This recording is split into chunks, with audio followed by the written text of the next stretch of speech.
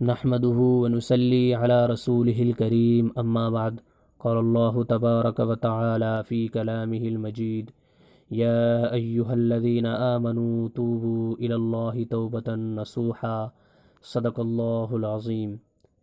معزز سامعین کرام، آج کا ٹاپک اور عنوان توبہ و استغفار ہے۔ میرے محترم دوستو، انسان خطا اور نسیان سے مرکب ہے۔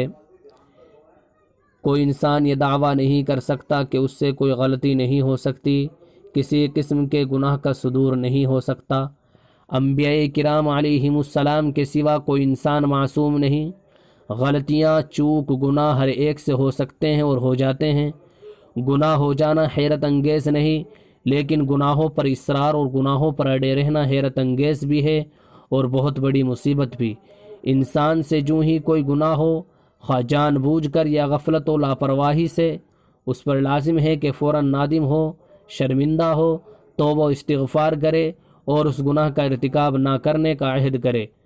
حضرت انس رضی اللہ تعالیٰ عنہ اللہ کے رسول صلی اللہ علیہ وسلم کے ارشاد نقل کرتے ہیں اور کہتے ہیں کہ اللہ کے رسول نے فرمایا، ہر انسان خطا کار ہے اور سب سے اچھے خطا کار وہ لوگ ہیں جو توبہ کرنے والے ہیں۔ اللہ تبارک و تعالی نے سورہ تحریم میں ارشاد فرمایا ہے، اے ایمان والو، اللہ سے خالص توبہ کرو، امید ہے کہ وہ یعنی تمہارا پروردگار تمہارے گناہوں کو مٹا دے اور تمہیں ایسے باغوں میں داخل کرے جس کے نیچے نہریں جاری ہیں۔ جب بندہ کوئی گناہ کر لے، پھر اس کا اعتراف کرتے ہوئے توبہ و استغفار کرے تو اللہ تبارک و تعالی اس کی توبہ قبول فرماتا ہے۔ اور کسی بھی بندے کے لیے یہ بہت ہی سعادت و نیک بختی کی بات ہے کہ اس کے نامہ اعمال میں زیادہ سے زیادہ توبہ و استغفار ہو۔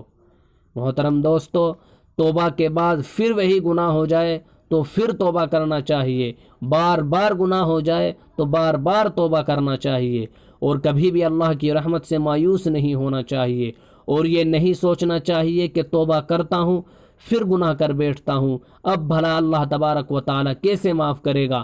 ایسا سوچنا حرام ہے۔ اللہ تبارک و تعالیٰ کی رحمت سے مایوسی کفر ہے۔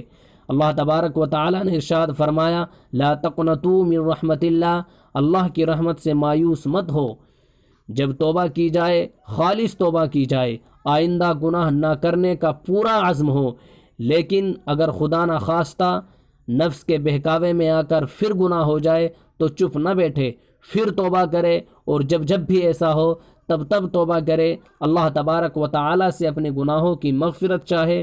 اللہ غفور الرحیم ہے، وہ گناہوں کو بخش دے گا، بار بار بخشے گا، خواہ گناہوں کی مقدار کتنی بھی ہو، آسمان و زمین کی وسعت کے برابر ہو جائے، اور اللہ تبارک و تعالی خوش بھی ہوگا کہ میرا بندہ میری بخشش و مغفرت کا امیدوار ہے اور جانتا ہے کہ میں غفور الرحیم ہوں، میں گناہوں کو بخشنے والا ہوں۔ محترم دوستو، اللہ کے رسول صلی اللہ علیہ وسلم نے ارشاد فرمایا، اس نے گناہوں پر اصرار نہیں کیا جس نے استغفار کر لیا، اگرچہ دن میں 70 مرتبہ ایسا ہوا ہو۔ مسلم شریف کی روایت ہے کہ رسول اللہ صلی اللہ علیہ وسلم نے ارشاد فرمایا، اے لوگو، اللہ سے توبہ کرو، اس لیے کہ میں دن میں 100 مرتبہ اللہ تبارک و تعالی سے توبہ کرتا ہوں۔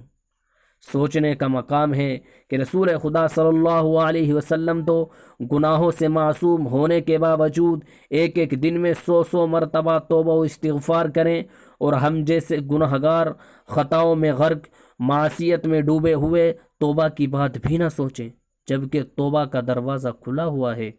اللہ کی رحمت و مغفرت ہمارا انتظار کر رہی ہے، مگر ہم ہیں کہ اللہ کی رحمت و مغفرت سے دامن بھرنے کے لیے آگے نہیں بڑھتے۔ حدیث میں ہے کہ جب بندہ کوئی گناہ کرتا ہے تو اس کے دل پر ایک سیاہ دھبا پڑ جاتا ہے، پھر اگر توبہ استغفار کرے لے تو وہ دھبا صاف ہو جاتا ہے اور دل چمکنے لگتا ہے، لیکن اگر توبہ نہ کرے اور گناہ پر گناہ کرتا چلا جائے تو وہ دھبا بڑھ جاتا ہے، یہاں تک کہ پورا دل سیاہ ہو جاتا ہے۔ رسول اللہ صلی اللہ علیہ وسلم ارشاد فرماتے ہیں کہ مومن کی شان یہ ہے کہ وہ اپنے گناہوں کو یوں سمجھے کہ پہاڑ کے نیچے کھڑا ہے اور ڈر ہے کہ پہاڑ اس پر گر نہ پڑے، اور کافر و فاسق گناہ کو یوں سمجھتا ہے کہ جیسے ناک پر مکھی بیٹھی ہو۔ بزرگوں اور دوستو، توبہ و استغفار دنیا کے غموں کا علاج اور کشائش رزق کا سبب ہے۔ اس سے دین بھی بنتا ہے اور دنیا بھی بنتی ہے۔ حضرت عائشہ رضی اللہ تعالیٰ عنہ فرماتی ہیں کہ رسول اللہ صلی اللہ علیہ وسلم نے ارشاد فرمایا، جس نے استغفار کو لازم کر لیا، اللہ تبارک و تعالیٰ اس کے لیے ہر تنگی سے نکلنے کا راستہ بنائے گا اور ہر غم سے کشادگی پیدا کرے گا، اور اس کو ایسی جگہ سے رزق دے گا جہاں سے اسے گمان بھی نہ ہوگا۔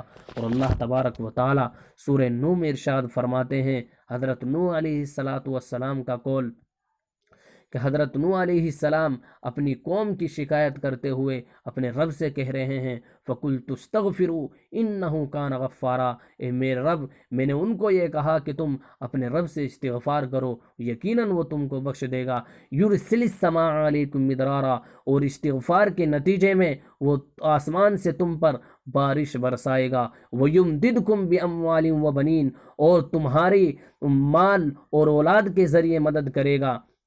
حضرت علی رضی اللہ تعالیٰ عنہ کے پاس جو بھی بندہ آتا، جیسی بھی شکایت لے کر آتا، ہمیشہ اس کو استغفار کی ہی تاکید کرتے کہ زیادہ سے زیادہ استغفار کی جائے۔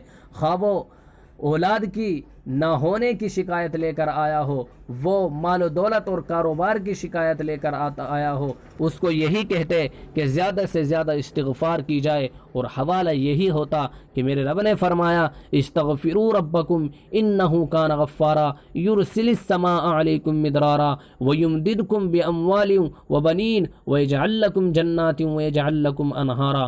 میرے محترم بزرگوں اور دوستو، توبہ اور استغفار یہ دونوں الگ الگ چیز ہیں، ایک نہیں ہے۔ توبہ کا مطلب یہ ہے کہ بندہ جس گناہ کو کیا ہے اس کو بالکل چھوڑ دے اور اللہ کے حضور ندامت اور شرمندگی کے ساتھ معافی مانگے، اور اس بات کا پختہ ارادہ کرے کہ آئندہ کبھی وہ گناہ نہیں کرے گا۔ جبکہ استغفار کا مطلب یہ ہے کہ جو ماضی میں اس سے گناہ سرزد ہو گیا ہے اس پر معافی مانگے اور اس پر شرمندہ ہو، اس پر نادم ہو کہ اللہ مجھ سے یہ کیا ہو گیا، اور اللہ تبارک و تعالیٰ سے گریہ و زاری کرے۔ تو توبہ کا مطلب یہ ہے کہ آئندہ گناہ نہ کرنے کا ارادہ کرے، اور استغفار کا مطلب یہ ہے کہ جو ماضی میں جو اس سے گناہ ہو چکے ہیں ان پر نادم ہو، شرمندہ ہو، اور اللہ تبارک و تعالیٰ سے معافی مانگے۔ اللہ تبارک و تعالیٰ تمام مسلمانوں کو اپنی مرضیات پر چلائے، گناہوں اور خطاؤں سے محفوظ رکھے، اور صدق دل سے توبہ و استغفار کی توفیق عطا فرمائے۔ وآخر دعوانا الحمد للہ رب العالمین۔